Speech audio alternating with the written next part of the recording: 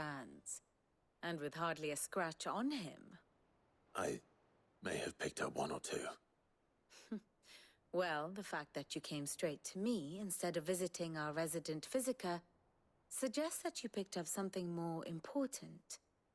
A scent. The scent of Waludas. The very same. But whatever plans Kupka was hatching with the Royalists, he took them to his grave. As did his men.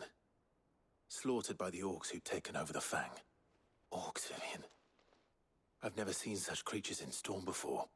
The Waludas must have ferried them over from Ash, but why? Why work to rescue Kupka only to invade his home, the mother crystal of an allied nation, and let both fall? It makes no sense. Do you know the tale of the blind men and the Adamantus?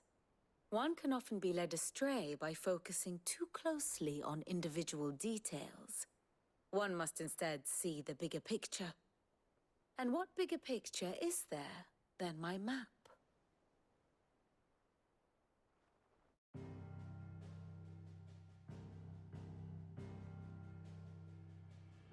The Kingdom of Waloed claims dominion over all of Ash.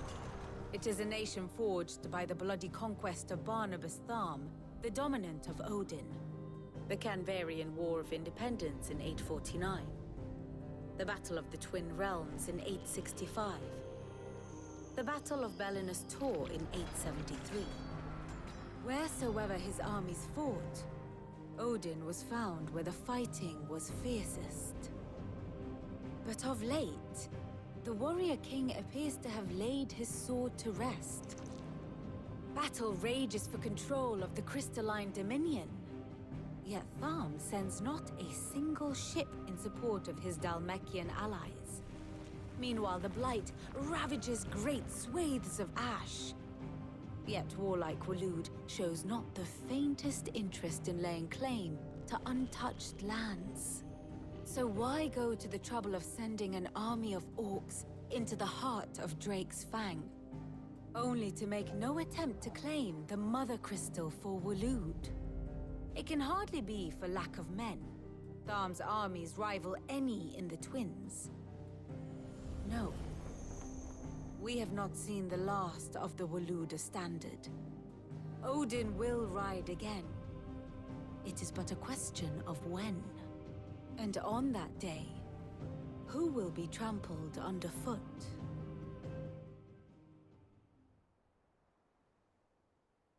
In summary, I know not to what end the Royalists betrayed Kupka. I know only that it is part of some broader scheme. A scheme tied to the ambitions of one man. King Barnabas. But there is no need to wallow in confusion.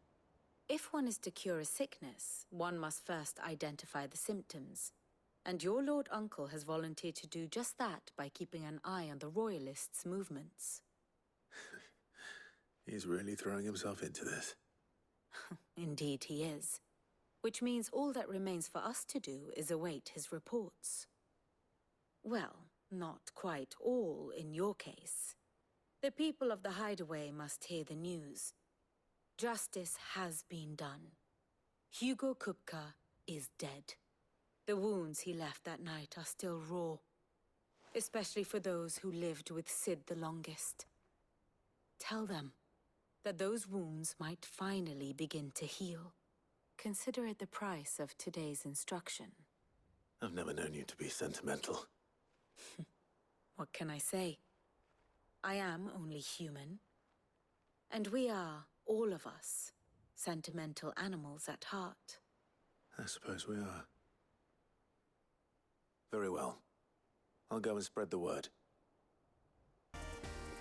You barely sat down since you came home. Vivian got you running errands or something? Just spreading the word.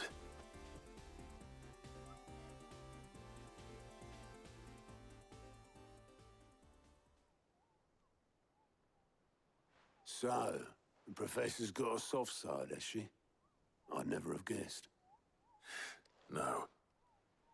She was right, though. Everyone was glad to hear the news. Ah, but you ain't told everyone. I can think of plenty of friends back at the old hideaway who'd sleep more peacefully for knowing. Not least of all Sid. You should tell him. You're right. I should. And I will. Well, when you do, be sure to take Mid with you. She's been going at it hammer and tongs down in that workshop of hers, trying to do her father proud.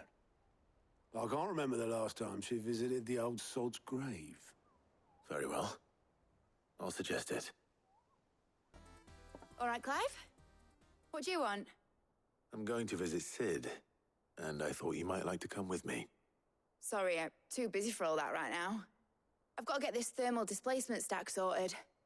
Thermal... Displacement stack. Here. And this is for... Only the fastest, finest ship the world has ever seen. The Enterprise. Me and my dad designed it together. Where other vessels rely on the fickle winds to drive them through the water, ours is fitted with mithril engines. And those things have got more push than a behemoth in a bad mood, and more heat than all the hells put together. Which is where the stack comes in. I may have already talked some tight-lipped shipwrights into putting the hull together for me in a little dockyard in Canva. But the stack's a bit more involved, so I'm building it here. Thing is, it's so involved that I'm running behind and it's starting to hold things up over at the shipyard. I'll come and see my dad, though, when I'm done. Whenever that is. Is there anything I can do to help? Good old Clive. I were hoping you'd say that. First things first, I need some parts meching. The stack will be made up of 3 major components. There's the plating, here, that channels hot vapors away from the engine. The helm over the top, that disperses all that heat into the air. And the shielding around the sides. That stops the rest of the ship from going up in flames.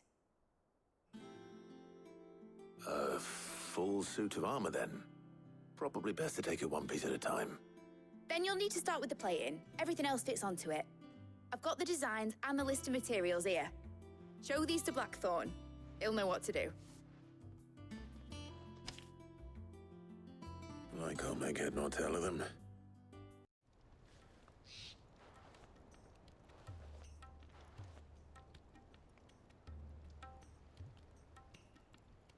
So Mid's roped us all in here again, has she? Typical. Still, if that's what it takes to get her to visit Sid's grave, I'll do what I can. And, what is it we need to do, exactly? Take a look at this. It's this plating. The usual sword-grade steel won't work. We need something that can get very hot, very fast, and still keep its shape. That means an alloy. Something that won't break or buckle at the temperatures she's talking about. Which is where you lot come in. I need materials, and I've got my work cut out already. You'll have to fetch them. Now, there's a special kind of sand I'm after that you can only find out in the Valcroy. Stardust, they call it. As for the rest of the stuff, my usual supply should have it in stock. It just needs buying and bringing back here. Well, we'll get it done quicker if we split up. One of us should probably give you an hand collecting the sand. And the other can go and get the rest from this supplier. Right then. Well, make your minds up who's going where, and we can get this over with.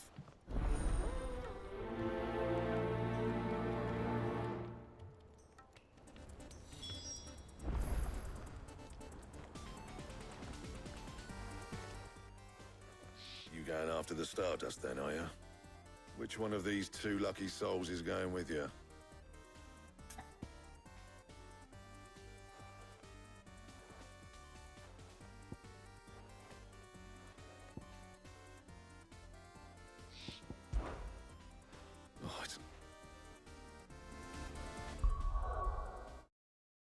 Blackthorn. Got everything you need? Yeah. Yeah, I do. Cheers for the Stardust. Should be enough to be getting on with. We should go out on maneuvers together more often. You'll be sneaking around on your Todd all the time. I'll make a start on putting this thermal plating together then. It'll take some time, mind. So if you've got other things to be getting on with, I could do without you breathing down my neck. Thank you, Blackthorn. I'll let Mid know construction's underway.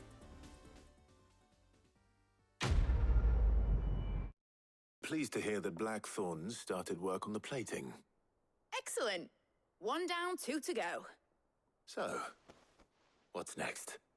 The helm, of course. For this, we'll be repurposing fallen scrap. Salvage from the ruins? I thought that material was all but impossible to work. Ah, but we don't have to. I'm sorry. Just so happens there's one particular ruin that's broken into exactly the right shape and size pieces for what we need. What's the name back there? I'll give you all the details. What's her name? Right.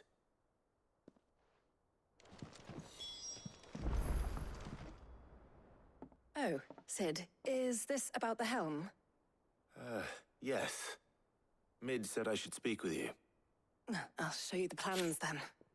Here you see the mithril engine, in which mithril is burned to generate heat. That heat is then harnessed to produce motive force.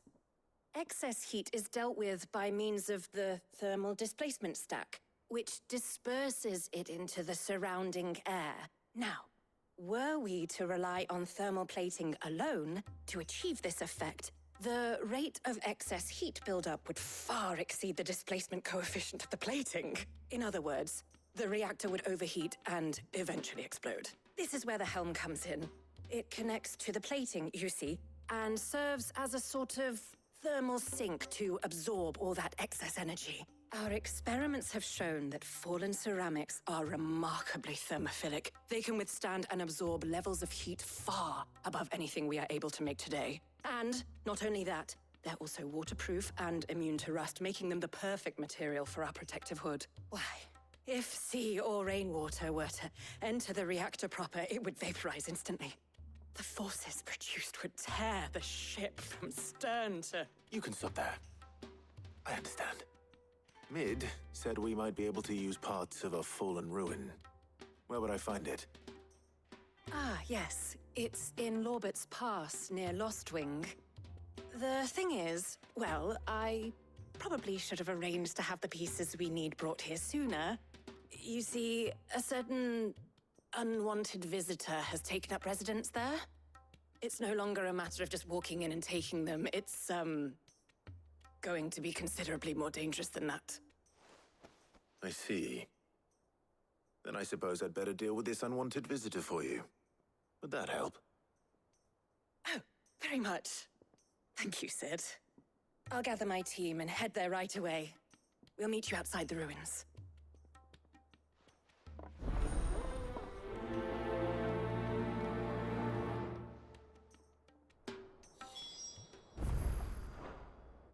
Goes the hunt for ingredients.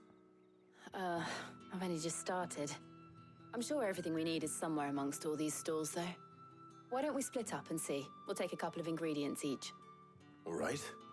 What am I looking for? How about you look for the pepio nuts and some garlic? I'll find the other things we need. We can meet by the gate when we're finished. Did you find everything? I did. Here.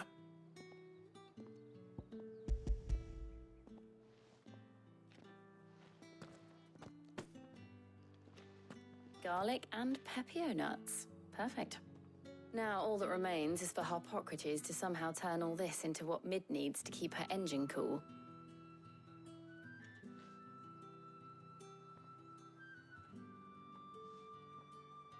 But before we head back, would you walk with me a while?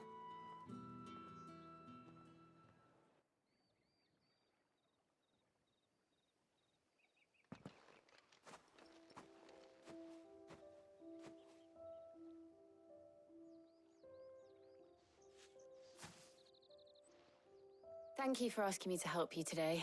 It makes a nice change. It does.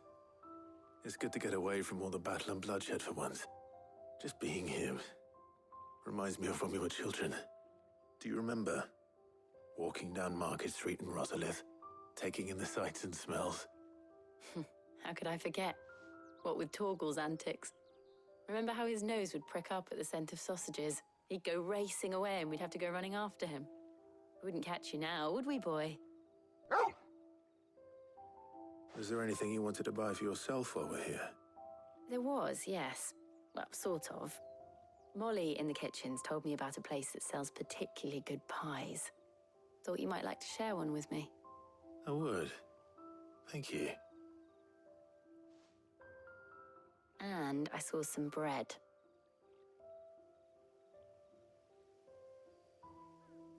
Big white cobs like the baker back in Rosalith used to make. What do you think? I thought we might get some soup to dip it in. But then I tried a slice of the butcher's dry-cured ham and it was just... oh. You all right? Sorry. It's just... you're right. I really do feel like a child again being here with you.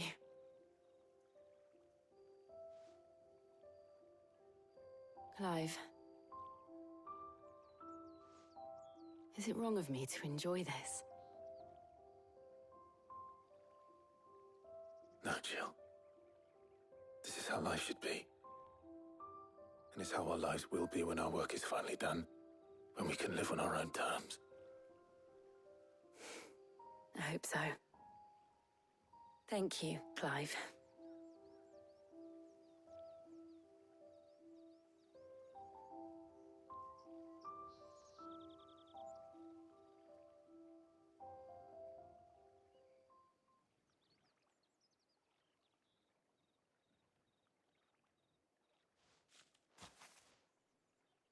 Well, I suppose we better be getting back. I need to give these ingredients to Harpocrates and Talia. I'll see you at the hideaway. Take care. I will. You too.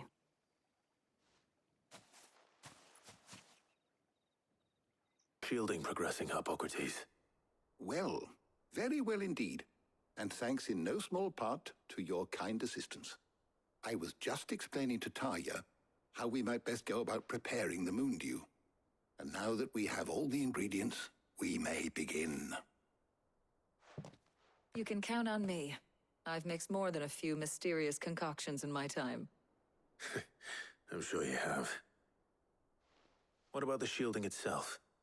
Work is underway, under the watchful eyes of Bardolph and Obolus. Apparently, it'll be ready soon. Thank you. All of you. Right then.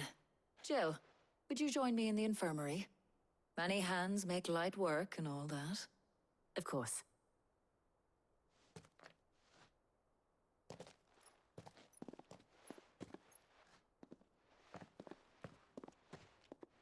Oh, and Clive, thank you. It was nice, just being with you.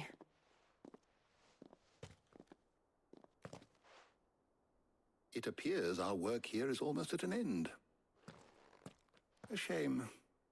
I was enjoying playing the man of action for once. When both the shielding and the moon dew are ready, it will merely be a matter of applying the one to the other. Followed by a rigorous process of testing and retesting, of course. Perhaps someone ought to warn young Mid of that. Leave it to me. Thank you, Harpocrates. Sorry to keep you waiting, Mid. But you'll be pleased to know that work on the shielding is underway. You found something for it? In a manner of speaking, Harpocrates knew of a substance that's highly resistant to heat. A coating that should provide the protection you need. He's supervising the construction and testing of the shielding as we speak. Brilliant! I knew you wouldn't let me down. Don't thank me. I'm just the errand boy. Right then, better start working out how to bolt all these bits together. To the Black Hammer!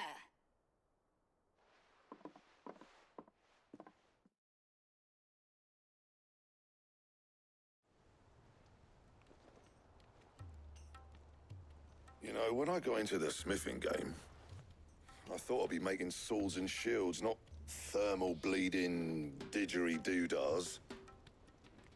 Displacement stacks. Same difference. Whatever you call it, I ain't putting it together in here. It's cramped enough as it is. Let's take this outside. Mid, you get all the parts lined up on the deck. I'll take care of the rest. On my way. Oh, and bring me the biggest hammer you can find. This is gonna require some precision walloping.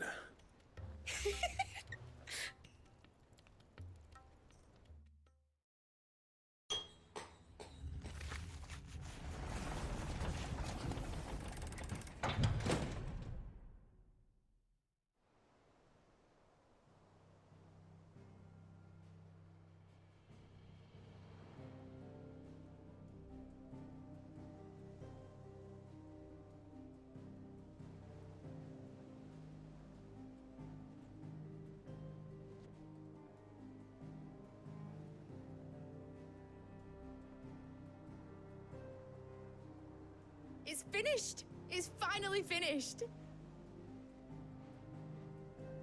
Thank fuck for that. I'll be feeling my hammer arm for weeks. Thank you, Clive, Blackthorn, everyone. That's one down and just 3 more to go. I'm sorry. Oh, didn't I tell you? The Enterprise has 4 mithril engines, and we'll be needing a displacement stack for each. You don't mean... Don't worry. Now they've got a finished one to work off. My gang in Canva can build the rest. Good luck to them, I say. Right, I'm off to get a sling for this elbow. Any other work comes in, keep it to yourselves, eh?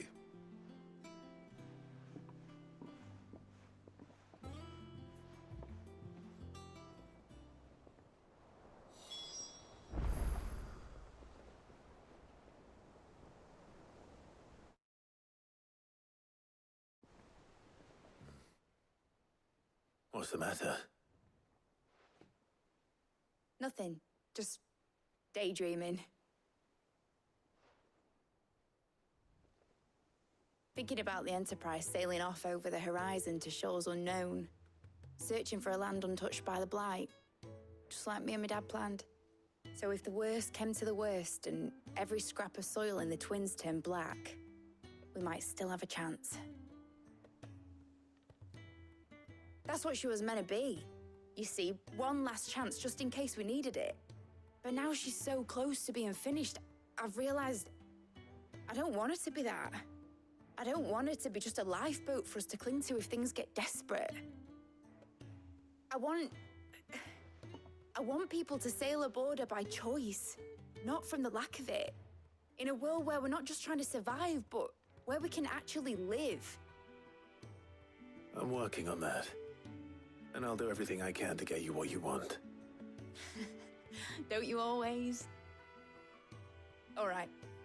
My mind's made up. As soon as the Enterprise is fit to sail, I'm putting her under your command. Sod our plans, I'm trusting in yours. Are you sure about this? Something tells me it's what my dad would have wanted. He'd be proud of you. You were gonna visit his grave, weren't you? I was. And you can come too now that your little project is finished. Right. There's just one thing I need to finish up first. Won't be a mo. All right. I'll let Otto know you're coming. Meet us in the mess when you're ready. Aye, aye, Captain.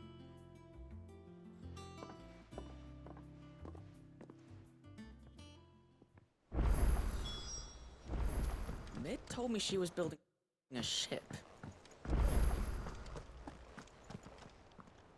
All right, Clive. Asterix. Mid finished sending half the hideaway traipsing across the Twins, has she? I swear, that girl'd do anything to put off visiting her old dad's grave. No excuses now, though, eh? Not quite. She said there was one final thing she had to take care of. I'm sure she'll be finished soon enough. She said that? In those words? She did, yes. Clive? Were you born yesterday or something? There is no thing. She'll probably be halfway to Canva by now. Mid. I might still be able to catch her.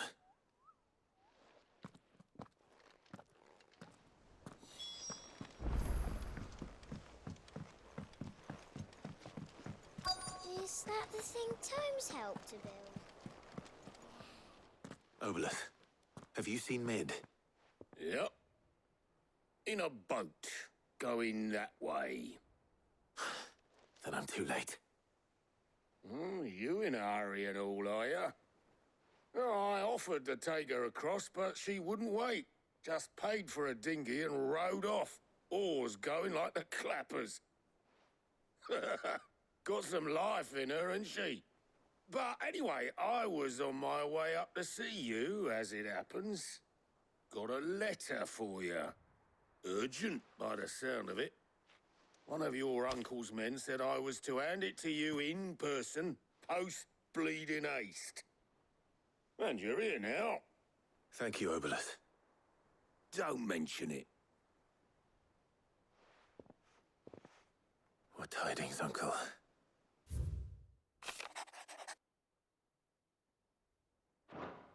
Trouble in Canva. Well, I'll need someone to keep an eye on Mid.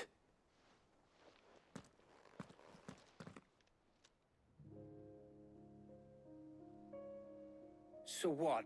Mid got us to do all the dirty work and then just sailed off into the sunset? It, seems that way. Well, nothing we can do about it now. But next time you plan on visiting Sid, you might want to tie her to something before you suggest it. Ah, don't be so hard on her. Gotta admit, the dirty work was kind of fun. Everyone pitching in, all that bollocks. Just like when we built this place. You're right. Anyway, we all set to head to the old hideaway. I could do with getting to Canva pretty sharpish. Wouldn't do to keep Lord Rosfield of the Seven High Houses waiting now, would it? Not after he asked for me personally. Gav will be leaving with me. Will you mind the place while we're gone? You can count on me. Just be sure to give Sid and the others my regards. All right. Oh, by the way, Jill will be joining us too. She's got some things to take care of, but she'll meet us there. I hope she's telling the truth at least.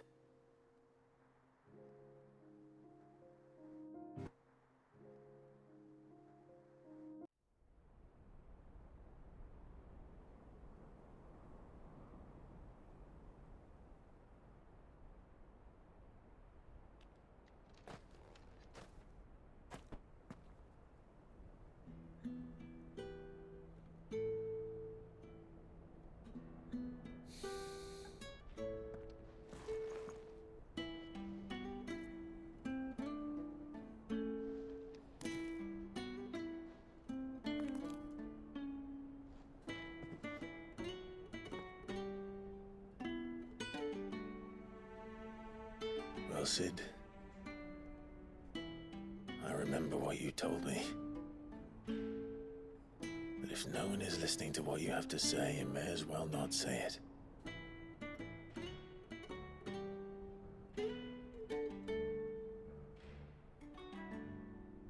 But I will say this, old friend. Hugo Cooker is gone. His shadow looms over us no longer.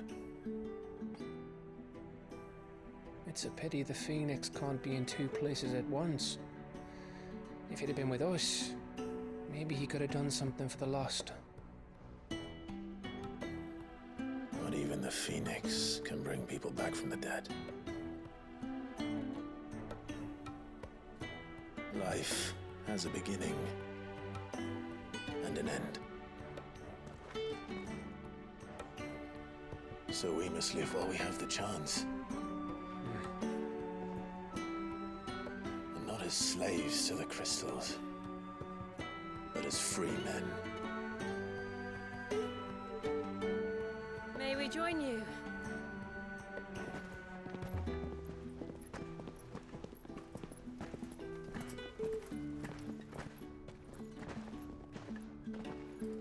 Lady Karen, what a pleasant surprise. I thought I'd drop by and see how you were all doing before heading off to restock my supplies.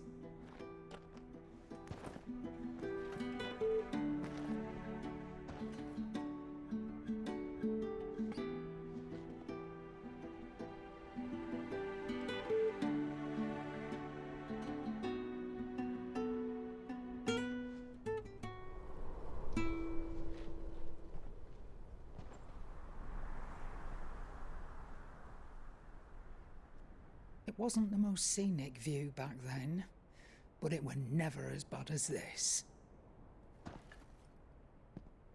I know. The Blight marches on. And soon, there'll be no escaping sights like these.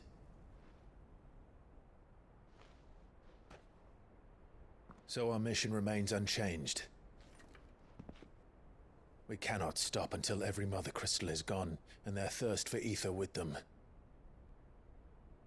The only one that remains in Storm is Drake's Tail in the Crystalline Dominion. Our next target. We're going to Twinside. It's the capital of the Empire these days. I wouldn't like to think how tightly guarded they've got the place. Not that that'll stop you, but we do well to scout it out before you go charging in. We would indeed. If you're off to the Dominion, you can take this great lump with you. Goods. Oh, I am sorry. Have you forgotten you're the most wanted man in the Twins? I thought you might like to disguise yourselves as the attendants of a travelling trader, assuming you've no better ideas. You wanted to buy yourself some tools, didn't you? Well, now's your chance.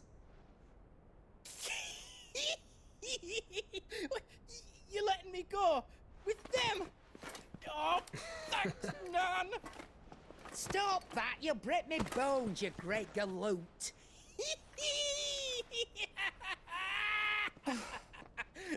There's a caravan that runs back and forth between the Dominion and the Bocklad markets. It's managed by the Merchants Guild. Just show them Goots' traders pass and you'll be on your way. It'll be a damn sight less risky than footing it the length of the Crystal Road. That's for sure. Thank you, Karen. And glad to have you with us, Goots. Okay then. I'll get me things and I'll meet yous there. See yous down in Bocklad.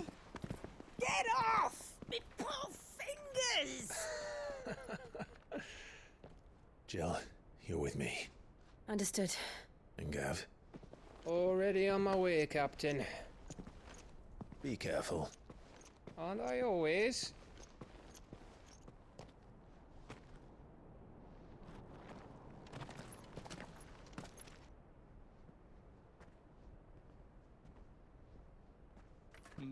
Do you see that, Sid? Your protege's making a proper little outlaw of himself.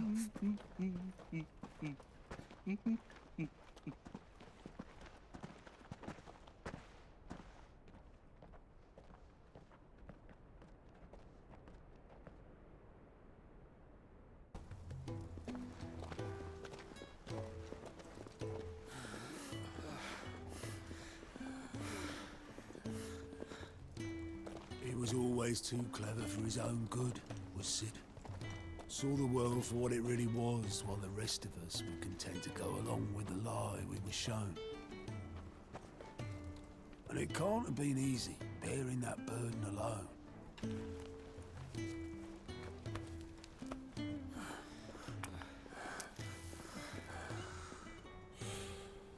But he didn't let it stop him. He never lost faith in what he believed was right. And that gave us faith in him. Faith he'd steer us true. So I swore to myself that I'd always be right behind him, ready to catch the stubborn sod, if ever he should fall.